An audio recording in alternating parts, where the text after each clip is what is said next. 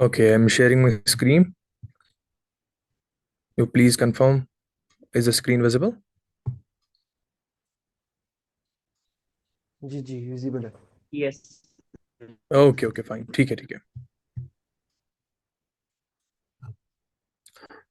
اعوذ باللہ السمیع العلیم من الشیطان الرجیم. بسم اللہ الرحمن الرحیم. الحمد للہ الذی هدانا لهذا وما كنا لنهتدي لولا ان هدانا الله. لا اله الا الله وحده لا شريك له له الملك وله الحمد يحيي ويميت وهو على كل شيء قدير. اللهم صل على محمد وعلى آل محمد وأصحاب محمد وأهل بيت محمد وأزواج محمد وذريات محمد وأمة محمد آمين يا رب العالمين. رب اشرح لي صدري ويسر لي أمري واحلل عقدة من لساني يفقهوا قولي آمين يا رب العالمين. چلیں سٹارٹ کرتے ہیں. آج ہم آلموسٹ اینڈ کرنے والے ہیں پہلے رکوع کو، جو کہ بنی اسرائیل کے بارے میں ہم بات کر رہے ہیں. یہاں اللہ تعالیٰ فرماتے ہیں، جو کہ آپ کو پتہ ہے کہ جو ہمارا ریسنٹ ڈسکشن رہا اس میں اللہ تعالیٰ عہد و پیمان کی بات کر رہا ہے. عہد و پیمان یہ ہوتا ہے کہ جو اللہ تعالیٰ نے تم سے کووننٹ، جو اللہ تعالیٰ نے تم سے پاسبانی کا عہد لیا ہے اسے تم پورا کرو. وہ عہد کن کن شکل میں تھا؟ اللہ تعالیٰ فرماتے ہیں تم اپنی ان نعمتوں کے بارے میں یاد کرو جو اللہ تعالیٰ نے ہی تم کو عطا کی، اس کے بارے میں تصور کرو، حق کی پاسبانی کرو، عہدوں کو پورا کرو، حق کو حق جانو اور باطل کو باطل جانو، اور تب جا کے تمہاری یہ نماز ہوگی. اور پھر آخر میں اللہ تعالیٰ فرماتے ہیں کہ تم ان چیزوں کے بارے میں کیوں بحث کرتے ہو، کیوں اس کی تصدیق کرتے ہو، کیوں ان چیزوں کا دعویٰ کرتے ہو، کیوں ان چیزوں کو پریکٹس میں لے آنے کی کوشش کرتے ہو عوام کے سامنے، جس کے بارے میں تم خود بھی اس کے اوپر عمل نہیں کرتے، یعنی تم اس کے اوپر پورا نہیں اترتے. وہ دعوے جو تم کرتے ہو جس کے اوپر تم خود بھی پورا نہیں اترتے، اس کے دعوے کرنے فضول ہے. تو اللہ تعالیٰ نے ان چیزوں کے بارے میں نے یہ حد دہانی دی. پھر اللہ تعالیٰ فرماتے ہیں اب یہ چیزیں جو تم کر رہے ہو اگر تم یہ اپنانی ہے، یہ بہت باری چیزیں ہیں، یہ کوئی عام چیزیں تو نہیں ہے. پھر اللہ تعالیٰ اسی لیے فرماتے ہیں وَاسْتَعِینُوا بِالصَّبْرِ وَالصَّلَاةِ وَإِنَّهَا لَقَبِيرَةٌ إِلَّا عَلَى الْخَاشِعِينَ. اللہ تعالیٰ فرماتے ہیں کہ مدد حاصل کرو، مدد حاصل کرو صبر سے اور نماز سے. ترجمہ پہلے پڑھتے ہیں. مدد حاصل کرو صبر سے اور نماز سے، اور بے شک یہ بڑی باری چیز ہے، مگر سوائے ان لوگوں کے لیے جو خشیت رکھتے ہیں، جو خشوع رکھتے ہیں، ان کے لیے یہ چیزیں باری نہیں ہے. یہ اس کا ترجمہ ہے. اب اس کی تفسیر میں جانے کی کوشش کرتے ہیں. لفظ آیا ہے وستعینو. دیکھیں آپ نے یہ وستعینو، یہ آپ یہ سورہ فاتحہ میں بھی یہ الفاظ دہراتے ہیں، ایاک نعبد و ایاک نستعین. وہاں بھی یہ نستعین کا لفظ ہے، یہاں بھی یہ نستعین کا لفظ ہے. مدد حاصل کرو، وہاں بھی آپ مدد کی طلب، وہاں بھی آپ مدد کے طالب ہیں، مدد کی پکار آپ اللہ سے کرتے ہیں. اللہ ہمیں مدد درکار ہے. ایاک نعبد، اے اللہ میں نے تیری ربوبیت کا، تیری عبادت کا دعویٰ تو کیا لیکن اسے میں پورا نہیں کر سکتا. اب وہ پورا کرنے کے لیے میں پھر سے وہ دہراتا ہوں الفاظ وَإِيَّاكَ نَسْتَعِينَ. اے اللہ اب میں تجھی سے وہ استعانت مانگتا ہوں، وہ مدد حاصل کرنا چاہتا ہوں بذریعہ اللہ. میں یہ کام نہیں کر سکتا، میں عبادت کا یہ جو بوجھ ہے، یہ جو دین اسلام کا یہ تقاضا ہے، میں پورا نہیں کر سکتا تیری مدد کے بغیر. اسی لیے لفظ آیا نستعین. یہاں پہ بھی وہی لفظ آیا ہے نستعین. لیکن آپ یہ ضرور سمجھیں، اس چیز کو ذہن میں بٹھا لیں، مدد کے لیے جو لفظ قرآن میں آئے ہیں وہ بہت جگہ الگ الگ معنوں میں استعمال ہوئے اور الگ الگ لفظوں سے بھی تعبیر کیا گیا ہے. فار ایگزامپل قرآن میں کہیں لفظ آتا ہے مدد کے لیے نصر. نصر بھی مدد کو ہی کہتے ہیں.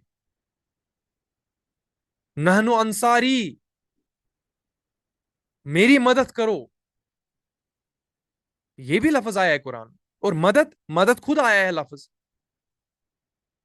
میم دال دال، مدد حاصل کرو. تو مدد قرآن میں آیا ہے لفظ مدد بھی خود ایز مدد، کیونکہ مدد لفظ عربی ورڈ بھی ہے.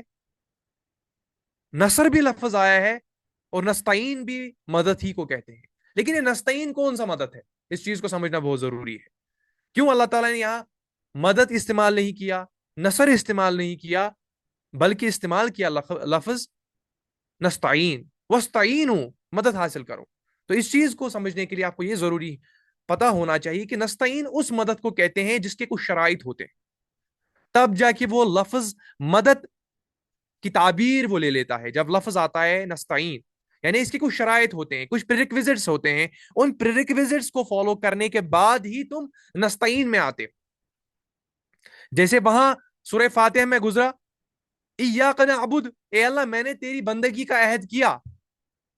اب میں نے تیری بندگی کا عہد کیا، اب تو یہ بھاری چیز ہے، لیکن میں نے تیری بندگی کا تو عہد کیا، میں تو تیرا غلام ہوں، تیرا بندہ ہوں.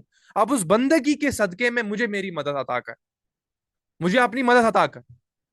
تو اس کا مطلب کچھ شرائط ہوتے ہیں جب لفظ نستعین آتا ہے، ورنہ قرآن میں لفظ مدد بھی ہے، قرآن میں لفظ نصر بھی ہے، لیکن نستعین کے کچھ شرائط ہوتے ہیں جیسے سورہ فاتحہ میں گزرا. اس کے بھی یہاں پہ بھی اس مدد کے کچھ شرائط ہیں. یہ آپ کسی ٹرانسلیشن میں یہ وزن نہیں پائیں گے، یہ صرف عربی لغت میں ہے. ہاذا قرآن عربی، یہ قرآن عربی میں نازل کیا ہم نے. تو اس کا مطلب اس کی تاثیر عربی لغت میں ہی ہوگی. تو اسی لیے وستعین کا معاملہ جب آتا ہے تو اس کے معنی ہے مدد حاصل کرو، لیکن اس مدد وہ کس چیز میں پوشیدہ ہے؟ کچھ شرائط میں سے. ان کے لیے شرائط کیا تھی؟ آپ بنی اسرائیل کو ڈسکس کر رہے ہیں. ان کی شرائط یہ تھی کہ کچھ چیزوں کو ترک کر کے آؤ. یہ جو سوشل سٹیٹس کا تم نے سر پہ بٹھا رکھا ہے کہ اگر ہم رسول اللہ صلی اللہ علیہ وسلم کی نبوت پر لبیک کہیں، رسول اللہ صلی اللہ علیہ وسلم کے مشن کے ساتھی بنے، تو ہمیں تو سوسائٹی دھتکار دے گی، ہمیں سوسائٹی دھتکار دے گی، ہمیں اپنے معاشرے میں بیکلیش کا سامنا کرنا پڑے گا، ہمارے جو یہ منصب ہے وہ ہم سے چھین لیے جائیں گے. تو اللہ تعالیٰ کہتے ہیں کہ وہ چیزیں پہلے ترک کرو، پھر جا کے مدد حاصل کرو. وہ کافی نہیں ہے، پھر بھی کوئی کچھ چیز درکار ہے تمہیں، لیکن اس مدد میں کچھ شرائط تو ہیں جو کہ میں نے ابھی بیان فرمایا. ان کے شرائط یہ تھے کہ جو تم چیزیں جو اللہ تعالیٰ کے منکرات ہے، جو اللہ تعالیٰ کی نافرمانیاں ہیں، اسے پہلے چھوڑ دو، انہیں ترک کر دو، پھر جا کے تمہیں اللہ تعالیٰ کی مدد حاصل ہو سکتی ہے. لیکن وہ کب ہو سکتی ہے؟ جب تم وہ شرائط پورا کرو گے. اور وہ مدد بھی کہاں سے حاصل ہوگی؟ دیکھیں، ایک ہے نیگیٹو انجیکشن. نیگیٹو انجیکشن کا مطلب ہے کہ تمہیں کچھ چیزیں چھوڑنی ہے کچھ چیزوں کو اپنانے کے لیے. وسطین تمہیں تب ملے گا جب تم کچھ چیزوں کو ترک کرو گے. وہ ترک کرنے کی چیزیں کیا ہے؟ جو یہ روب تمہیں ہے سوسائٹی کا روب، یہ دباؤ، یہ پریسٹیجیس پوزیشن، ان کی تمنا اپنے دل سے نکالو جو کہ جھوٹ پر مبنی ہے، جو کہ بغاوت پر مبنی ہے. ان کو ترک کرو، پھر جا کے تم اس نستعین میں آ سکتے ہو. وستعینو، مدد حاصل کرو. اب اس کا پازیٹو کنوٹیشن ہے، جب تم نے وہ چیزیں چھوڑ دی، اب اللہ تعالیٰ تمہیں فرماتے ہیں اب کرنے کی کیا چیزیں ہیں؟ وستعینو بالصبر، اب مدد حاصل کرو صبر سے، والصلاۃ، اور نماز سے. یعنی اگر تمہیں یہ مشقتیں ہوتی ہیں، تمہیں دشواریاں ہوتی ہے کن چیزوں کو ادا کرنے میں؟ حق کو حق جاننے میں، باطل کو باطل جاننے میں. لوگوں کے دباؤ میں تم حق نہیں کہہ سکتے، جو تم لوگوں کو حکم دیتے ہو اس پہ پورا نہیں اترتے، تو وہ جو پورا اترو گے اس کے لیے مدد تو درکار ہے. تو اس مدد کو پانے کے لیے تمہیں کیا کرنا ہوگا؟ صبر سے کام لینا ہوگا اور نماز سے کام لینا ہوگا. یہ دو ہتھیار ہے ایک مومن کے. نماز تمہیں تعلق قائم کراتی ہے، تمہارا تعلق قائم کراتی ہے اللہ سے، اور صبر تمہارے کردار کو پختگی بخشتی ہے، تمہارے کردار کو مضبوط کرتی ہے. صبر تمہارے کریکٹر کو مضبوط کرتی ہے، تو تمہارے وجود کو مضبوط کرتی ہے. اور جو الصلاح ہے، نماز ہے، وہ تمہارا تعلق اللہ تعالیٰ سے قائم کرتی. اسی لیے اگر تمہیں اب مدد درکار ہے تو صبر سے مدد حاصل کرو اور نماز سے مدد حاصل کرو. اس چیز کو سمجھے ضروری. اسی ٹرانسلیشن تھی ابھی تک. جسٹ میں نے ایک لنگوسٹیکل میجرمنٹ یہاں ڈرا کیا، وہ تھا دا ورڈ نستعین، وستعین، یعنی ایسی مدد جس کے کچھ شرائط ہوں گی. اب صبر کو جاننا بہت ضروری ہے. اس صبر کسے کہتے ہیں؟ غور سے سنیے گا، بہت ہی انپورٹنٹ کنوٹیشن ہے اس ورڈ کی، اس پورے ٹاپک کی اور پورے ڈسکشن کا. So I want from you a sincere attention, undivided focus. So please be with me. اب یہاں لفظ سمجھنا ہے الصبر. یہ صبر کسے کہتے ہیں؟ دیکھیں، صبر کا معنی ہے کسی چیز کے باندھنے کا. آپ نے کوئی چیز نوٹ کری، باندھی، گرہ لگائی اس کے اوپر، تو اسے کہتے ہیں صبر. یہ اس کے لفظی معنی ہے. لغت جسے آپ کہتے ہیں کسی چیز کے لغوی معنی، کسی چیز کو پختگی کرنا، پختگی بخشنا، پکا بنانا. اگر آپ نے برک کلنز دیکھے ہوں گے تو وہاں پہ جو اینٹ ہوتی ہے اس کو اس کلن میں بھیجا جاتا ہے تاکہ وہ اس میں پختگی پیدا ہو. تو صبر کے معنی ہے پختہ ہونا، باندھنا، جمع کرنا، کسی کو چھپانا، لیکن ایسے چھپانا کہ پختگی بخشے اس چیز کو. وہ اس کے لغوی معنی صبر. تو یہاں پہ یہ بھی چیز میں آپ کو بتا دوں، صبر برداشت کو نہیں کہتے. اس چیز کو سمجھے، ضروری سمجھے اس چیز کو. صبر برداشت نہیں ہوتا. صبر صبر ہی سے سمجھنا ہے ہمیں. جو صبر کی کیفیت عربی لغت میں ہے اسی صبر کی کنوٹیشن کو جاننا ہے. صبر برداشت کو نہیں کہتے. یعنی مجبوری میں کوئی آ کے خود دب جائے تو اسے ہم صبر کہتے ہیں.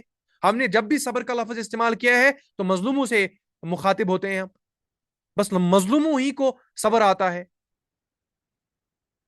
یہ مجبوری کا باعث نہیں ہے، یہ سہنا نہیں ہے، یہ برداشت کرنا نہیں ہے، یہ اسٹرنگتھ کی علامت ہے. جب بھی ہم صبر کا لفظ استعمال کرتے ہیں، اس کی تعبیر اوڑھتے ہیں، تو اس کے معنی ہے مضبوطی بخشنا، پختہ کرنا اس چیز کو. یہ کم ہمتی، بے بسی، لاچاری اس کی علامت نہیں ہے جو کہ ہمارے معاشرے میں اس کی کنوٹیشن ہے. ہم اسے بولتے ہیں صبر کرو جس پہ کوئی بس جو بیچارہ پست ہو چکا ہوتا ہے، ہم اسے کہتے ہیں بس صبر بخشو. صبر سٹرنگت کی علامت ہے. یہ بے بسوں کا کام نہیں ہے، یہ بہادروں کا کام ہے، یہ لاچاروں کا کام نہیں ہے. اس کی میں اگر آسان مثال دوں، ہم کہیں ریسٹورینٹ میں جاتے ہیں تو وہاں پہ ویٹر ہوتا ہے. یہاں پہ ویٹر ایز اے پروفیشن کو میں ڈیگریڈ نہیں کر رہا ہوں، جسٹ آپ کو چینلائز کرنے کے لیے یہ چیزیں بولنی پڑتی. جیسے اللہ تعالیٰ اندوں کی مثال اللہ تعالیٰ قرآن میں فرماتا ہے، تو اس کا مطلب یہ نہیں اللہ تعالیٰ کو اندوں کو ڈیگریڈ کرنا ہے، معاذ اللہ. یہ جسٹ کسی چیز کی ایگزامپل ہوتی ہے، اور ایگزامپل سے کچھ چیزیں مقصود ہوتی ہے. ایگزامپل کو ہم اس وجہ سے کوٹ کرتے ہیں تاکہ ہمارا پرپس سرو ہو جائے. ایگزامپل کو کوٹ کرنا ہمارا مقصد نہیں ہوتا. یعنی ایگزامپل کے ارد گرد ہی گھومنا. اسی وجہ سے آپ کے سامنے میں جو ایگزامپل بتانے والا ہوں اس ایگزامپل کو ایز اے مینز استعمال کرے، اس کو اینڈ نہ سمجھے.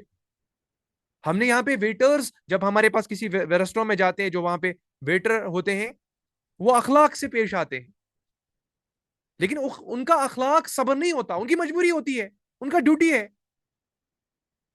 ہم اسے کیسے صبر سے تعبیر دیں؟ صبر ایک ایسی اخلاقی پختگی ہے جو ایک سرنگت کے ساتھ وابستہ ہے.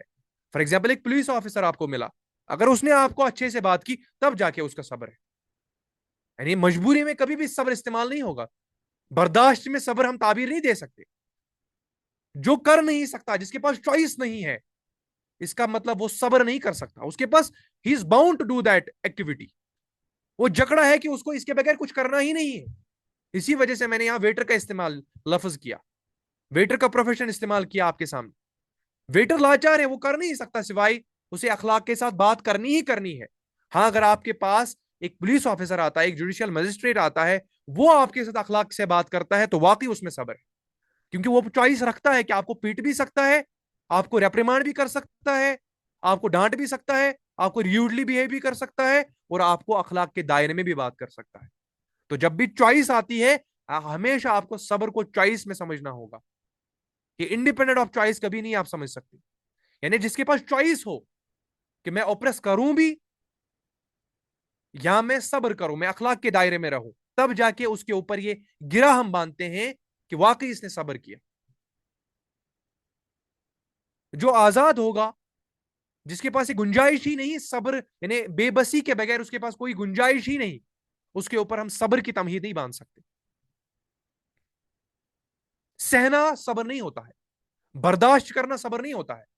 تبھی جا کے آپ دیکھیں گے ویسٹرن سیولائزیشن جب ریلیجن کو کریٹی کرتی ہے. آپ ایگزامپل لے لیں کارل مارکس کی. کارل مارکس نے جب کرٹیسزم کیا ریلیجن کا، تو ان کا ایک نعرہ تھا بڑا فیمس ہے, religion is the opium of masses, religion is the opium of masses, یہ نشے کی طرح کام کرتا ہے ریلیجن. کیوں؟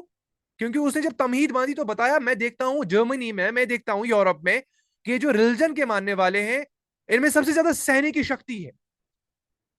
بھائی ان کو انڈسٹریلسٹ کتنا بھی دبائیں, ان کو اپنے رولرز کتنا بھی اوپریس کریں, یہ بتاتے ہیں ہماری تو ڈیسٹینی میں یہی لکھا ہے, سہنا, برداشت کرنا.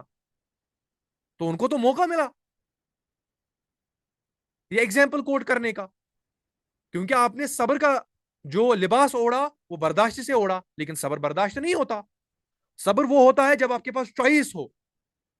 چوائس کے معنی میں ہمیشہ آپ کو صبر سمجھنے ہوں گے.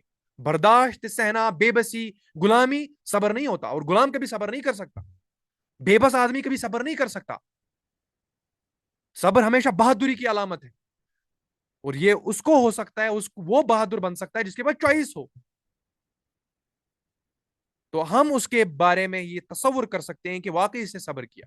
تو میں نے آپ کے سامنے ایک ایگزامپل لی تھی, کارل مارکس کیا کہتے ہیں, religion is the opium of masses, religion نشے کی طرح کام کرتا ہے. حالانکہ اس نے غلط تعبیر نہیں کی, میں اس سے ڈس ایگری نہیں کرتا.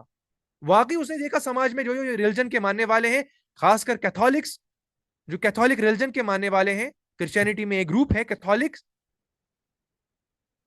جو یہ ریلیجن کے ماننے والے ہیں, ان میں سب سے زیادہ سہنے کی طاقت ہے, برداشت کرنے کا مادہ ہے ان میں.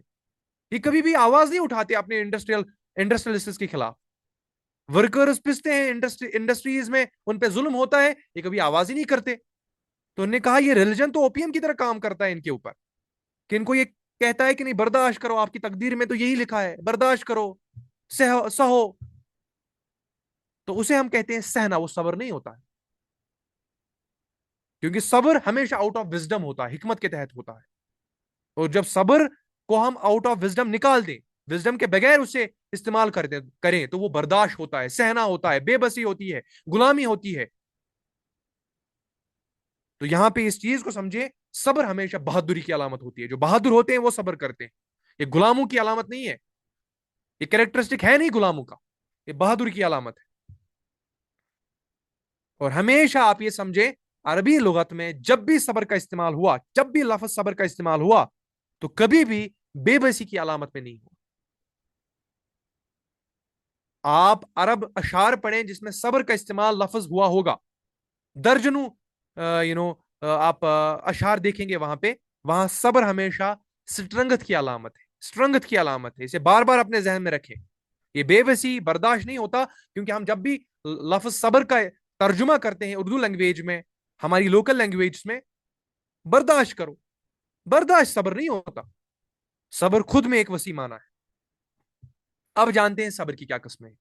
صبر لفظ سمجھ آیا, صبر لفظ صبر کی کنوٹیشن سمجھ آئی. اب جانتے ہیں صبر کی کیا قسمیں ہیں. دیکھیں, صبر کی جو قسمیں ہیں وہ ہمارے محدثین بیان کرتے ہیں, ہمارے مفسرین بیان کرتے ہیں.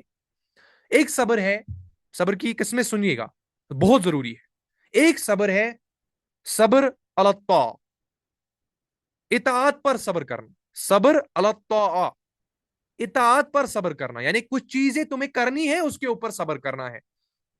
سیم وہی کنوٹیشن, یعنی پازیٹو انجیکشن ہے یہاں پہ. کچھ چیزیں کرنے کو کہا گیا, وہ مشقت کا کام ہے, اس کے کرنے میں مشقت ہے, تو صبر درکار ہے, بہادری درکار ہے. بے بسی نہیں ہے, برداشت نہیں ہے, بہادروں کا کام ہے. تو کچھ چیزیں کہنے کو کہی جائے گی, کچھ چیزیں کرنے کو کہی جائے گی, تو اس میں بھی ایک صبر درکار ہے, پازیٹو انجیکشن ہے. فار ایگزامپل صبح کے ٹائم فجر پہ اٹھنا ہے, بہادروں کا کام ہے. غلام, بے بس, لاچار نہیں اٹھتے. یہ بہادروں کی علامت ہے جو صبح فجر نمازوں پہ اٹھتے ہیں. اس کے لیے ایک صبر چاہیے, اطاعت پر صبر کرنا, اللہ تعالیٰ کے حکم پہ لبیک کہنا, اس کے لیے سٹرنگت چاہیے. بے بس انسان نہیں کر سکتا, غلام نہیں کر سکتے. تو صبر اس معنی میں ہوا کہ اس کے لیے سٹرنگت درکار ہے. فجر پہ اٹھنا ہے تو سٹرنگت چاہیے آپ لوگوں کو. تو صبر علی الطاع ایک قسم کیا ہے, اطاعت پر صبر کرنا. اللہ تعالیٰ کے جو معروف چیزیں ہیں, جن کو کہا گیا کہ یہ کرو, اس کے اوپر تمہیں مشقت ہوگی. روزے رکھنے ہیں مشقت ہے, نماز ادا کرنی ہے مشقت ہے, اللہ تعالیٰ کے قانون میں حق کو حق کہنا ہے تو یہ تو مشقت کا کام ہے. فجر کی ایگزامپل لے لیں, ٹھنڈا پانی ہے, سردی کا موسم ہے, وضو بنانا ہے, مشقت کا کام ہے. ہر چیز میں آپ کو مشقت ملے گی. اپنی آنکھوں کو اپنی آنکھوں کی حفاظت کرنا ہے مشقت کا کام ہے. ہاتھوں کو صحیح جگہ استعمال کرنا ہے مشقت کا کام ہے. پاؤں کو صحیح جگہ استعمال کرنا ہے مشقت کا کام ہے. حلال و حرام میں تمیز کرنی ہے مشقت کا کام ہے. لیکن کسی چیز کو ادا کرنے میں, اللہ تعالیٰ کے کام کو ادا کرنے میں, استعمال میں, پازیٹو انجیکشن میں, اللہ تعالیٰ کے قانون کی ادائیگی میں جو صبر ہے اسے کہتے ہیں صبر علی الطاعہ. اب دوسرا صبر کیا ہے؟ صبر علی المعاصی.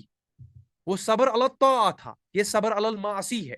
صبر علی المعاصی کہتے ہیں معصیت سے صبر, یعنی حرام کاموں سے بچنے میں صبر. یہ نیگیٹو انجیکشن, وہ پازیٹو انجیکشن تھا. کچھ چیزیں کرنی ہے تو صبر, کسی چیز سے رکنا ہے تو صبر. جیسے میں نے یہ بھی ایگزامپل دی, آنکھوں کی حفاظت کرنی ہے, یہاں دیکھنا نہیں ہے, یہاں رکنا ہے. اللہ تعالیٰ کے حرام کاموں سے اجتناب کرنا ہے. جو اللہ تعالیٰ نے حرام کام ٹھہرائے ہیں, منکرات ٹھہرائے ہیں, ان سے اجتناب کرنا ہے. تو ان کو ترک کرنے میں جو نفس پہ وہ بوجھ محسوس ہوتا ہے, مشقت پیدا ہوتی ہے, تو حرام کاموں کو ترک کرنے میں جو بہادری درکار ہے اسے کہتے ہیں صبر علی المعاصی, گناہوں سے بچنے میں. ایک ہوتا ہے اللہ تعالیٰ کے نیک کاموں کو ادا کرنے میں صبر, اور اللہ تعالیٰ کے منکرات کو, غلط کاموں سے رک جانے میں صبر, اسے کہتے ہیں صبر علی المعاصی. اور تیسرا صبر ہے, اس کی قسم یہ ہے صبر علی البلا. اس صبر علی البلا کیا ہے؟ آزمائش پر صبر. یہ تیسری قسم ہے, اور اس کے بھی 3 قسمیں ہیں. پھر ایک ہے صبر علی الطاعہ, ایک ہے صبر علی المعاصی. اب یہ جو صبر بتا رہا ہوں اس کے فردر 3 قسم ہے. یہ فردر ڈیوائڈ ہوتا ہے 3 سب گروپس میں. صبر علی البلا, صبر علی البلا کا معنی ہے آزمائش پر صبر, اور اس کے 3 الگ الگ قسم ہیں. ایک ہے مصیبت کے وقت صبر, کوئی مصیبت ہوئی, کوئی رشتہ دار گزر گیا, کسی چیز کا نقصان ہو گیا, تو اس پہ صبر کرنا ہے. اناپ شناپ نہیں بخشنا ہے, اناپ شناپ نہیں بکنا ہے کہ بھئی اللہ تعالیٰ نے میرے ساتھ یہ کیوں کیا, یہ کیوں ہو گیا, وہ کیوں ہو گیا, کاش ایسا اگر ہوتا, کاش وہ ہوتا, کاش یہ ہوتا. قدر اللہ ما شاء اللہ, اللہ تعالیٰ کی قدرت میں تھا, یہ ہو گیا. مومن کبھی حزن میں نہیں رہتا, لا خوف علیہم ولا هم یحزنون, حزن میں نہیں رہتا کیا ہو گیا, کیا بیتا, بس جو ہو گیا ہو گیا, آگے بڑھو. یہ ہے مصیبت کے وقت صبر. اور دوسرا صبر علی البلا میں ایک اور صبر کی قسم ہے, وہ ہے صبر علی الایذا. ایذا پہ صبر. ایذا کسے کہتے ہیں؟ ایذا کہتے ہیں تکلیفوں کو. ایک ہے مصیبت, ایک ہے تکلیف. مصیبت آپ کے ہاتھ میں نہیں ہوتی ہے, تکلیف آپ کے ہاتھ میں ہوتی ہے, بائی چوائس آپ اسے اختیار کرتے ہو. فار ایگزامپل, آپ کو پتا ہے جب دعوت دیں گے, حق کی دعوت دیں گے, تو وہاں سے تو اپوزٹ پول میں, اپوزٹ فورس سے ریبٹل تو آئے گا, فرکشن تو ہوگی. تو اس صبر علی الایذا میں آپ یہ چوائس سے کرتے ہو. ایک ہوتی ہے مصیبت, وہ آپ کے ہاتھ میں نہیں ہوتی. ایک ہوتی ہے تکلیف, وہ آپ کے ہاتھ میں ہوتی ہے, آپ بائی چوائس اسے اختیار کرتے ہو. رسول اللہ صلی اللہ علیہ وسلم کو جب قرآن نے یہ بتایا وَرَبُّكَ فَكَبِّرْ, اللہ تعالیٰ کے نام کو بڑا کرو, اللہ تعالیٰ کو بڑا کرو, تو انہوں نے یہ بائی چوائس اختیار کیا. طائف کا پتھر انہوں نے بائی چوائس اختیار کیا, ان کو پتا تھا اس مشن میں کیا میرے ساتھ ہونے والا ہے. ورقہ ابن نوفل کو پتا تھا رسول اللہ صلی اللہ علیہ وسلم کے ساتھ کیا کریں گے, کیا اللہ کے نبی صلی اللہ علیہ وسلم کو پتا نہیں ہوتا؟ ورقہ ابن نوفل نے نہیں کہا تھا رسول اللہ صلی اللہ علیہ وسلم سے, کاش میں اس ٹائم زندہ ہوتا جب آپ کے لوگ, آپ کے لوکیلٹی کے لوگ آپ کو اپنی بستی سے نکال دیں گے. ان کو پتا تھا کہ اس مشن کے کیا تقاضے ہیں. تو ایک ہوتی ہے مصیبت کے وقت صبر, وہ آپ کے ہاتھ میں نہیں ہوتا. ایک ہوتا ہے تکلیفوں میں صبر, وہ آپ کے ہاتھ میں ہوتا ہے, آپ اسے جان بوجھ کر اختیار کرتے ہیں. آپ کو پتا ہے یہ دعوت کے یہ تقاضے ہیں, مجھے سامنے یہ چیزیں ملیں گی, لیکن آپ اسے اختیار کرتے ہو بائی چوائس. صبر علی الایذا اسے کہتے ہیں, صبر علی الایذا. اب اس کے بھی 2 الگ الگ ڈویژنز ہیں, اس کے فردر ڈویژنز ہے. ایک وربل ہوتا ہے, ایک فزیکل ہوتا ہے. وربل کا معنی کیا ہے؟ کوئی زبان سے آپ کو تکلیف پہنچائے، فزیکلی آپ کو مارے پیٹے، جیل میں بھیجے، ہڈیاں توڑے، یہ ہے فزیکل۔ وربل ہوا زبانوں سے، زبانوں سے آپ کے اوپر حملہ کرے، اور زبانوں سے آپ یہ سمجھے زبانوں میں بھی ایک بڑی تاثیر ہوتی ہے، اس سے بھی تکلیف ہوتی ہے، کسی کا دل آلودہ کرنا، دل توڑ دینا، تو یہ ہوتا ہے صبر علی الایذا۔ یہ زبان سے بھی ہو سکتا ہے اور فزیکلی بھی ہو سکتا ہے۔ اور ایک صبر ہے جو کہ صبر علی البلا کا ہی ایک قسم ہے، تیسرا صبر۔ تیسرے صبر میں ہم نے دو الگ الگ صبر پڑھے فردر ڈویژنز میں۔ صبر علی البلا ایک میجر ڈویژن ہے، اس کے اندر صبر علی الایذا اور صبر علی المصائب، کہ مصیبت کے وقت صبر۔ اس کے بعد ہے صبر علی الطمع، تمام صبر، تمام صبر۔ تمع کسے کہتے ہیں؟ لالچ، بیوٹی، خوبصورتی۔ رسول اللہ صلی اللہ علیہ وسلم کو فرمایا گیا کہ آپ اس دعوت سے رک جاؤ، ہم آپ کو ہر ایک چیز دیں گے، دولت دیں گے، حسن دیں گے، جس عورت سے چاہو نکاح کر لو، پوری دنیا کی دولت جو بھی اس ٹائم ان کے وسائل و ذرائع میں ہوتی وہ دولت، وہ آپ کے قدموں میں رکھ دیں گے، آپ اس دعوت سے باز آ جاؤ، ہمارے بتوں کو باطل نہ کہو، ان کو حقیر نہ ٹھہراؤ۔ لالچ دے کر، خوبصورتی دکھا کر، دنیا کی آسائش دکھا کر، اسے کہتے ہیں صبر علی الطمع۔ یہ ہے صبر کی اقسام۔ ایک ہے صبر علی الطاعہ، اطاعت پر صبر، اللہ تعالیٰ کے جو قانون ہیں ان کو نافذ کرنے میں صبر۔ صبر علی المعاصی، یعنی اللہ تعالیٰ کی معصیت سے رک جانے میں صبر۔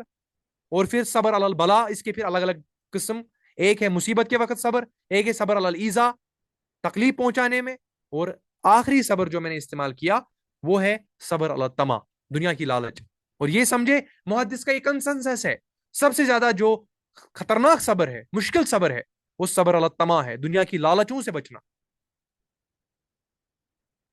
امام احمد حنبل رحیم اللہ کے بارے میں آتا ہے کہ جب ان کو خلقی قرآن آپ سمجھتے ہیں نا کہ قرآن خالق ہے کہ مخلوق ہے، اس بحث میں جب انہیں مارا گیا، پیٹا گیا، ان کا موقف یہ تھا، Huzaifa Mahmood hold yourself, ہم آپ کا سیشن، آپ کا I mean query at the end of the session لیں گے، okay please hold yourself, this is our mantra, ہم ہر ایک سوال آخر میں لیتے ہیں، سو ہولڈ یور سیلف، ہم آخر میں آپ کا سوال لیں گے، فوکس رائٹ ہیئر۔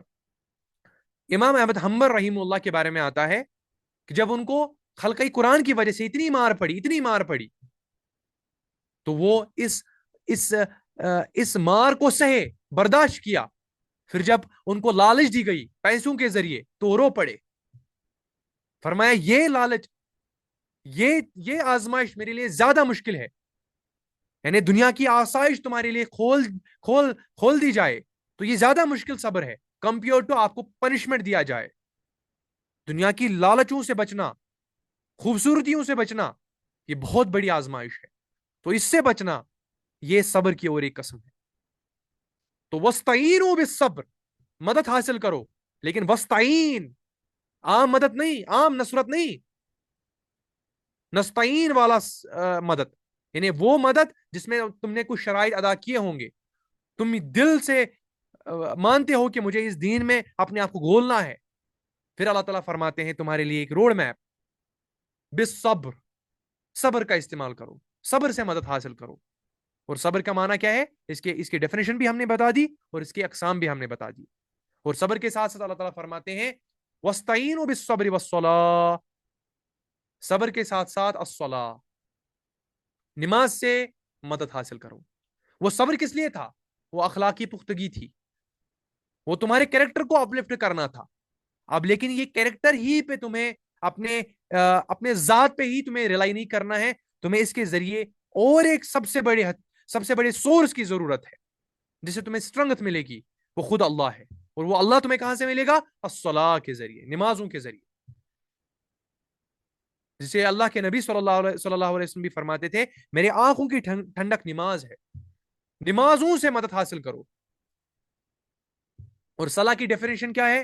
یہ ہم نے ڈیٹیل میں پچھلے رکوع میں 2-3 بار مرتبہ الصلاح کا لفظ آیا، اس کی ہم نے تشریح کری ہے، یہاں پہ دہرانے کی کوئی ضرورت نہیں، بس آسان لفظوں میں سمجھے، کسی چیز کی طرف متوجہ ہونا، عاجزی اختیار کرنا، اسے کہتے ہیں صلاح۔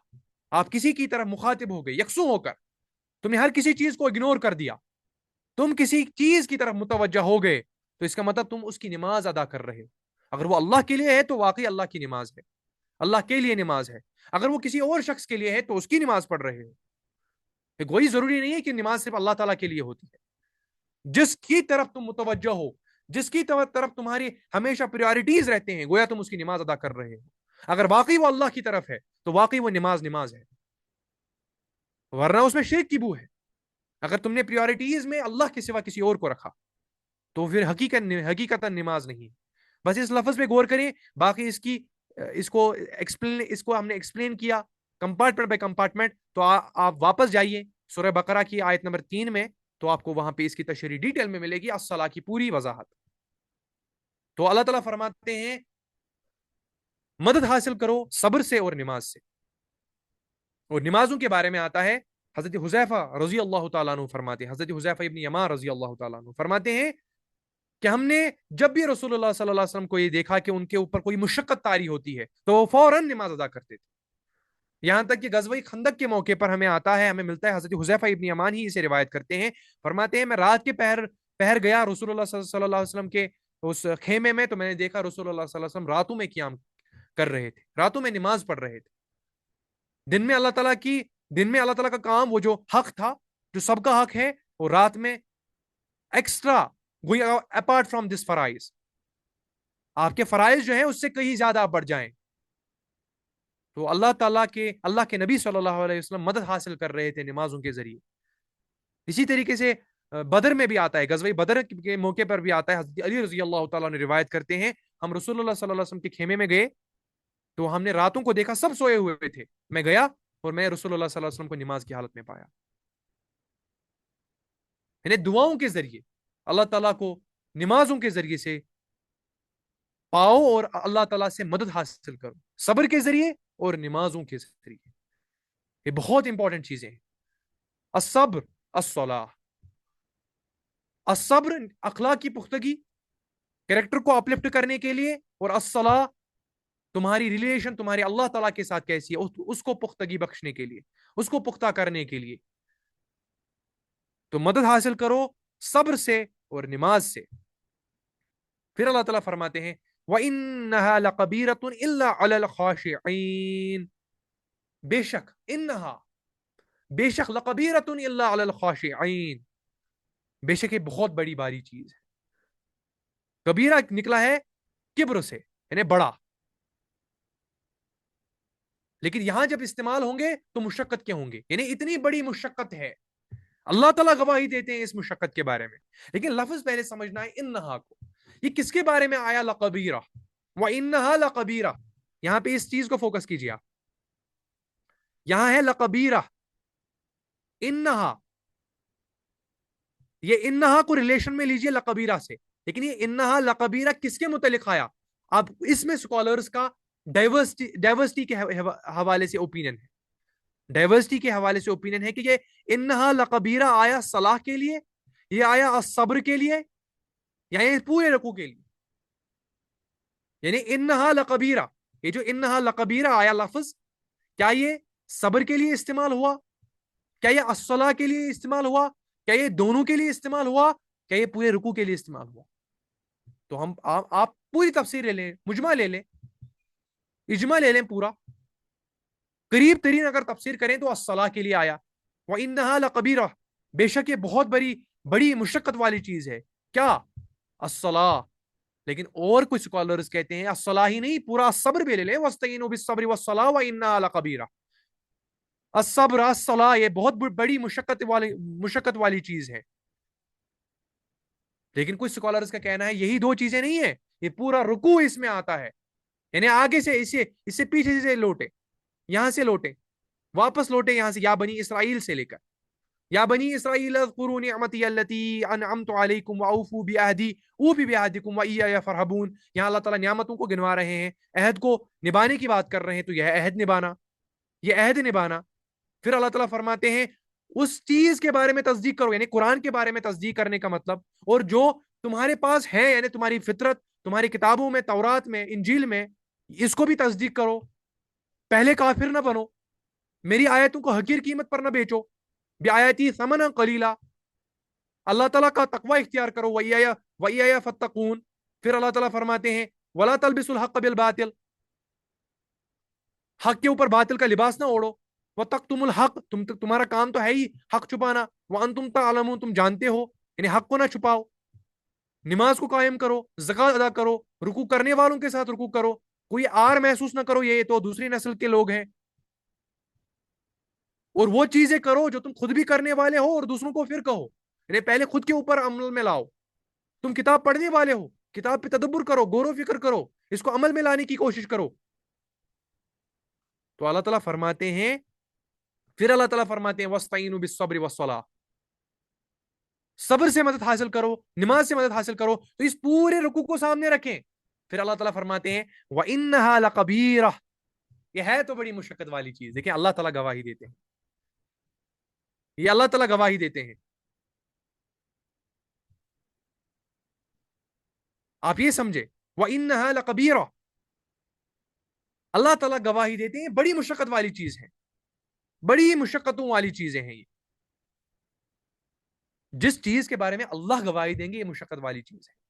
نماز قائم کرنا, زکوٰۃ دینا, حق کو حق کہنا, صبر سے کام لینا, اللہ تعالیٰ کی آیتوں کو حقیر قیمت پر نہ بیچنا, یہ تو ہے بڑی مشقتوں والی چیز. الا علی الخاشعین. مگر سوائے ان لوگوں کے لیے جو خشوع اختیار کرے, جو اپنے آپ میں عاجزی اختیار کرے, جو جھک جائے, پستی اختیار کرے, ندامت اختیار کرے, ان کے لیے تو یہ باری نہیں ہے. یعنی اللہ تعالیٰ نے یہاں پہ بالکل ایکسکلوزیو اسٹیٹمنٹ اختیار کیا. کامنر کے لیے تو یہ مشقت والی چیزیں ہیں. یہ سارا رکوع, اور اگر اسے مائکرو پرسپیکٹو میں جانا جائے تو الصبر الصلاۃ, یہ تو ہے بڑی مشقتوں والی چیز. مگر الا علی الخاشعین, سوائے ان لوگوں کے لیے جو خشوع اختیار کرتے ہیں, جو نمازوں میں خشوع اختیار کرتے ہیں. اب اس خشیت کو سمجھنا بہت ضروری ہے. خشیت کسے کہتے ہیں؟ خشیت کی تمہید باندھنا بہت ضروری ہے. خشیت کہتے ہیں, جیسے کہ میں نے ابھی کہا, جو کسی کے سامنے اپنی عاجزی اختیار کریں. یعنی کہ ان کی عاجزی کس کے لیے ہونی چاہیے؟ اللہ تعالیٰ کے لیے ہونی چاہیے. یہ نرم پڑنے چاہیے, یہ جھکنے چاہیے, ان کے کمر جھکنے چاہیے, ان کا وجود جھکنا چاہیے اللہ تعالیٰ کے سامنے. یہ جب نماز ادا کر رہے ہو تو خشوع سے ادا کر رہے ہو, ان میں کوئی تکبرانہ کوئی عمل نہ ہو. یہ ہے الا الخاشعین کا مطلب. اور اس کا معنی یہ بھی ہوا جو کسی قومی پستی کے دباؤ میں نہ آئے, جو قومی پستی کے شکار نہ ہو, جو کسی قوم پرستی کے دباؤ میں نہ آئے. ان کا تھا نا یہ ایک میجر کنسرن تھا کہ ہم اگر اللہ کے نبی صلی اللہ علیہ وسلم کے مشن میں اس میں پارٹیسپیٹ کریں, اس کے ساتھی بنے, انصار بنے اللہ کے نبی صلی اللہ علیہ وسلم کے مشن میں, تو ہمارے اوپر تو ہماری قوم پیچھے پڑ جائے گی. قوم کے دباؤ میں آ کر انہوں نے یہ خشوع اختیار نہیں کیا. دنیا کی لالچ میں انہوں نے ایک خشوع اختیار نہیں کیا. اگر یہ نماز پڑھتے بھی ہیں لیکن وہ خشیت والی نماز نہیں ہے, وہ خشوع والی نماز نہیں ہے. امارت کے شوق میں, دنیا کے دباؤ میں, دنیا کے دبدبے میں انہوں نے اس چیز کو نظر انداز کر دیا.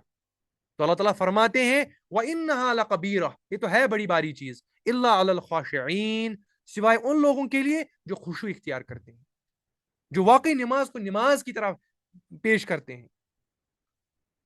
یعنی عام نمازوں کے بارے میں یہاں بات نہیں ہو رہی ہے, خشوع والی نماز میں. اس کی وضاحت آپ کو سورہ مومنون میں ملے گی. وہ خشوع والی نماز کیا ہوتی ہے؟ اپنے آپ کو یکسو ہو کر اللہ تعالیٰ کی طرف متوجہ ہوتے ہیں, یہ ہے خشوع والی نماز.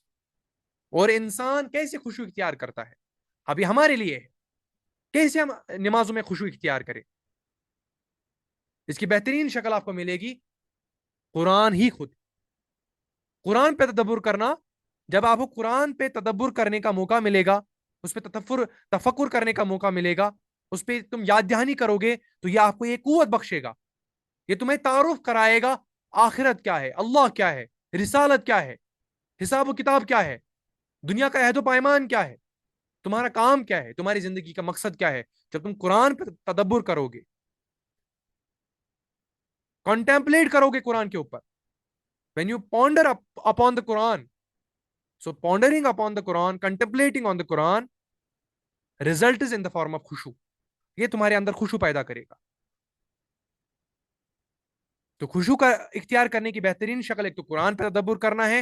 جب آپ کو قرآن آپ کے دل میں سینے میں اتر جائے تو آٹومیٹکلی آپ کا وجود کانپنے لگے گا. آپ کو واقعی احساس ہوگا کہ میں اللہ کے سامنے کھڑا ہوں. اس چیز کو سمجھیں آپ.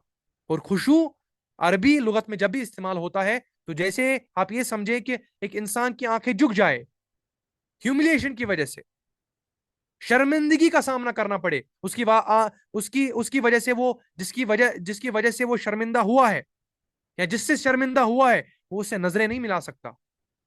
تو وہاں بھی خشیت لفظ استعمال ہوتا ہے. آپ کسی ہائر اتھارٹی کے پاس جائیں, آپ کا گلا ساتھ نہیں دیتا, آپ کی آواز پست ہو جاتی ہے, اس کو بھی خشیت سے ہی تعبیر دیتے ہیں.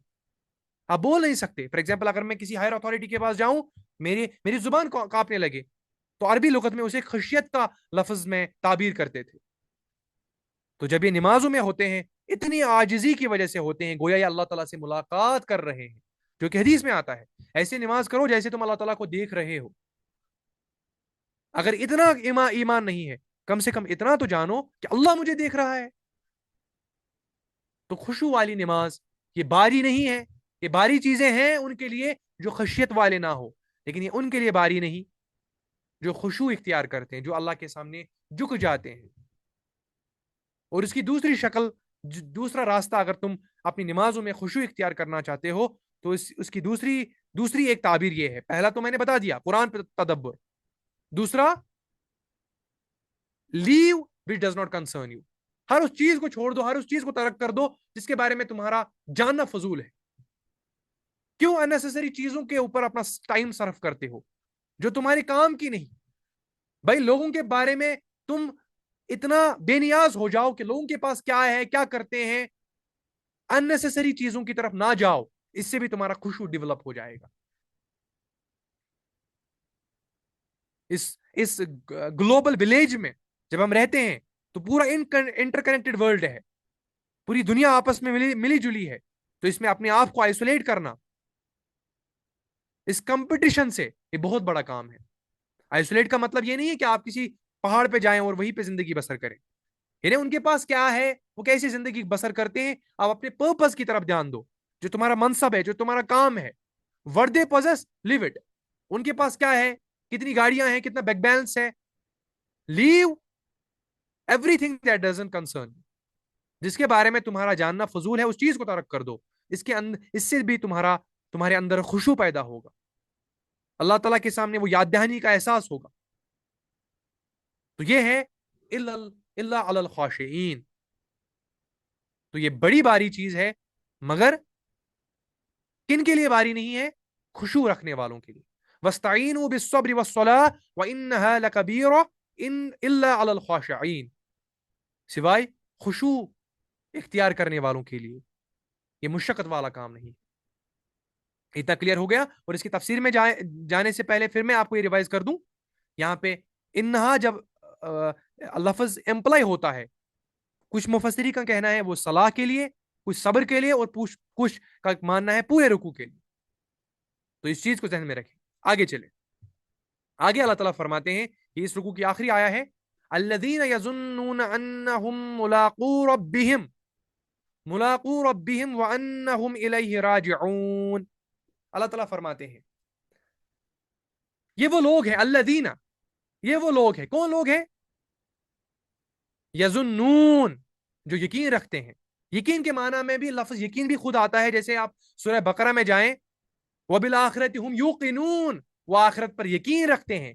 یظنون بھی یقین کا ایک سینونیم ہے, یعنی وہ یہ گمان کرتے ہیں, لیکن یہ گمان اتنا یقین پر مبنی ہے, انہیں یہ گمان ہوتا ہے انہم ملاقو, جیسے ہم ملاقات کر چکے ہیں اللہ سے. اب دیکھیں, میں نے لفظ کی جو ٹرانسلیشن کی, میں نے نہیں کہا انہم ملاقو, ملاقات کریں گے. جب یقین کہا, جب یظنون آیا, پھر آگے انہم آیا, تو وہ اتنے یقین ہوتے ہیں, یقین شدہ ہوتے ہیں جیسے وہ اللہ تعالیٰ سے ملاقات کر چکے ہیں. یعنی پاسٹ سینٹنس استعمال ہوا ہے, یہاں پہ ورب نہیں استعمال ہوا ہے, ناؤن استعمال ہوا ہے. ملاقو ناؤن کے مقابلے میں استعمال ہوا ہے، ورب نہیں. جہاں پہ فار ایگزامپل یہاں پہ ٹرانسلیٹر نے لکھا ہے those who are certain that they will meet their Lord، یہ ٹرانسلیشن اپروپریٹ نہیں ہے. وہ ملیں گے کیونکہ لفظ آیا یظنون، ان کا یقین ہے. یقین کی کیفیت تب ہوگی جب آپ کو بھرپور یقین ہوگا اس معاملے میں کہ آپ واقعی مل چکے ہو. اور اس کی تعبیر، اس کی تفسیر جو مفسرین کہتے ہیں وہ وہی ہے، الستو بربکم قالوا بلا. جب اللہ تعالیٰ نے وہ عہد باندھا سے اپنے بندے سے، اپنے بندو سے، کہ تم میری ربوبیت کا اعلان کرو گے، اس ربوبیت کو نافذ کرو گے، تو ان کو یہ یقین ایسا ہے جیسے وہ مل چکے ہیں اللہ تعالیٰ سے، جو کہ حقیقت ہے. لیکن ان کو یقین ہے، پورا یقین ہے، کامل یقین ہے، حالانکہ ان کی میموری میں نہیں ہے، لیکن یہ یقین اتنا پختہ ہے کہ واقعی وہ جیسے مل چکے ہیں اللہ سے. اسی لیے میں نے لفظ کی ٹرانسلیشن جو کری، الذین یظنون انہم ملاقو، یہ لوگ ایسے ہوتے ہیں کن کے لیے یہ مشقت نہیں ہوتی. کون اس چیز کو، ان عہدوں کو نبھاتے ہیں، کون حق کو حق کہتے ہیں، جن کو یہ یقین ہوتا ہے کہ واقعی وہ اللہ تعالیٰ سے ملاقات کریں گے یا کر چکے ہیں. اتنا یقین ہوتا ہے آخرت پہ. اور آخرت پہ یقین کرنے سے کیا ہوگا؟ آخرت پہ یقین کرنے سے کیا ہوگا؟ ان کو اکاؤنٹیبلٹی کا احساس ہوگا کہ ہمیں اللہ کے سامنے حاضر ہونا ہے، ہمیں اللہ تعالیٰ کے سامنے اپنے ہر ایک کام کا حساب دینا ہے، حساب و کتاب کے بارے میں، اکاؤنٹیبلٹی کے بارے میں. یہ کہ انسان اس دنیا میں غیر ذمہ دار نہیں ہے. یہ غیر ذمہ دار کہاں ہے؟ بلکہ حقیقت تو یہ ہے کہ اس کو اپنے تمام اعمال کے لیے خدا کے سامنے جواب دہ ہونا ہے. یہ ہے اس کو آخرت پہ یقین کا مطلب، یہ ہے یظنون انہم ملاقو کا مطلب. اور اس کے ساتھ ساتھ اس کو یہ بھی پتا ہے کہ یہ دنیا فانی ہے، یہ دنیا ابدی نہیں ہے. ابدی تو ہے آخرت، ایٹرنیٹی تو ججتا ہے صرف آخرت کے لیے. یہ دنیا پہ نہیں ہم وارد کر سکتے، دنیا پہ ہم مبعوث نہیں کر سکتے. ایٹرنیٹی کا کنسپٹ.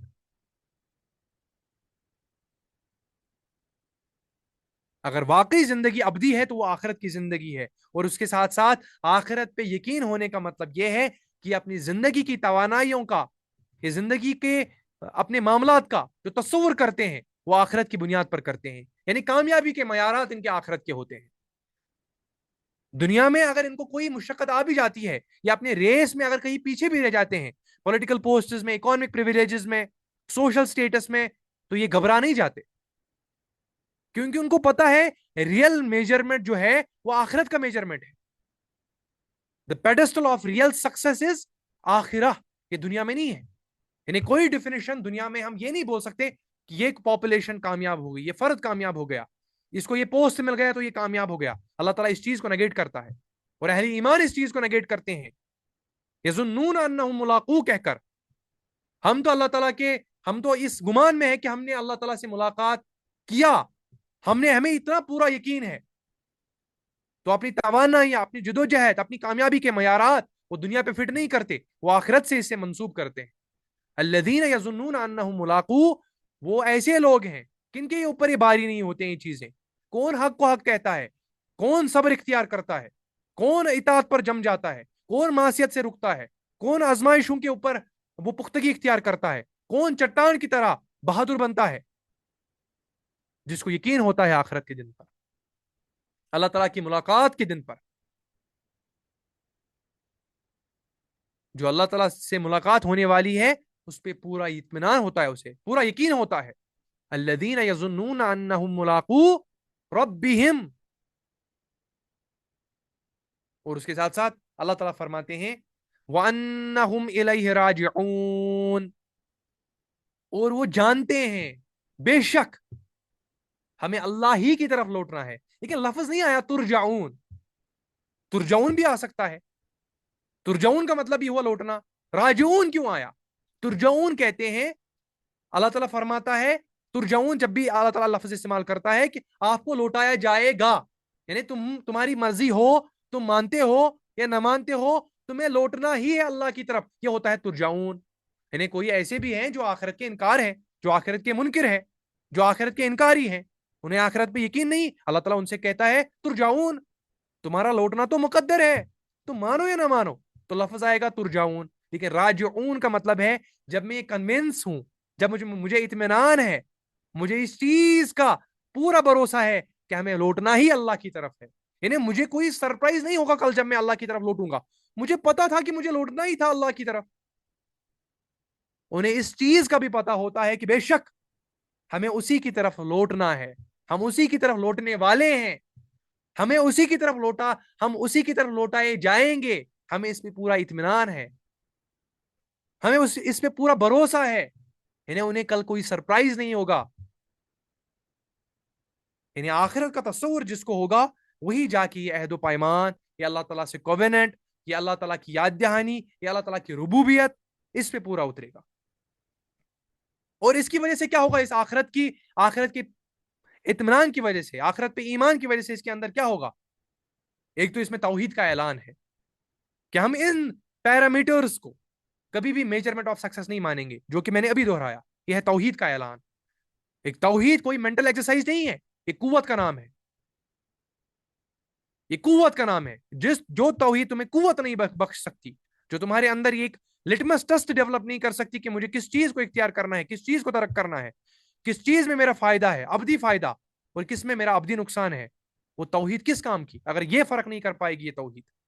یہ خالی ایک مینٹل ایکسرسائز نہیں ہے، یہ تمہاری لائف کو گورن کرتا ہے، تمہاری لائف کو چینلائز کرتا ہے. تو ایک تو اس میں توحید کا پہلو ہے. دوسرا، تمہارے اندر کامنس ڈیولپ کرتا ہے. کامنس کیسے؟ تم اطمینان میں رہتے ہو کہ اگر کوئی چیز یہاں سے چھوٹ گئی، مجھے وہاں جانے کا موقع نہ ملا، تو آپ غمزدہ نہیں ہوں گے. آپ کو پتا ہے کہ مجھے اللہ تعالیٰ سے ملاقات کرنی، مجھے آخرت پہ پورا بھروسہ ہے. تو آپ کے اندر یہ عاجزی پیدا کرے گی. آپ سیٹسفائی ہوں گے اللہ تعالیٰ کے معاملات سے، اللہ تعالیٰ کے رزق سے، جو اللہ تعالیٰ نے تمہیں انعامات عطا کیے. آپ سیٹسفائی ہوں گے، آپ اچھلیں گے نہیں، آپ ٹیمپٹیشن کا سامنا نہیں کریں گے. بھائی اس کو اتنی چیزیں مل گئی، میں کیوں پیچھے ہوں اس ریس میں؟ آپ اللہ تعالیٰ کے معاملات میں بڑے پرسکون ہوں گے. شکر گزاری کا مادہ آپ کے اندر ڈیولپ ہوگا. یہ ہے آخرت کا مطلب. وبالآخرۃ هم یوقنون. تو یہی تشریح ایک دوسرے لفظوں میں آئی، یظنون انہم ملاقو وانہم الیہ ملاقو ربہم وانہم الیہ راجعون. انہیں یہ بھی پتا ہے کہ ہم لوٹیں گے اللہ ہی کی طرف. اور یہاں پہ اس بائفرکیشن کو بھی یاد کیجئے، ترجعون اور راجعون میں کیا فرق ہے؟ ترجعون بھی لوٹنا ہوا، لیکن اللہ تعالیٰ کہتے ہیں لوٹنا ہے تو ہے ان کو، یہ مانتے ہیں نہ مانتے. راجعون کا مطلب ہے مجھے پتا ہے کہ مجھے لوٹنا ہے، میں کنونس ہوں، میں سرپرائز نہیں ہوں گا کل. اتنا کلیئر ہو گیا؟ تو یہ تھے ان آیتوں کے مطلب. الحمدللہ ہمارا رکوع کمپلیٹ ہو گیا.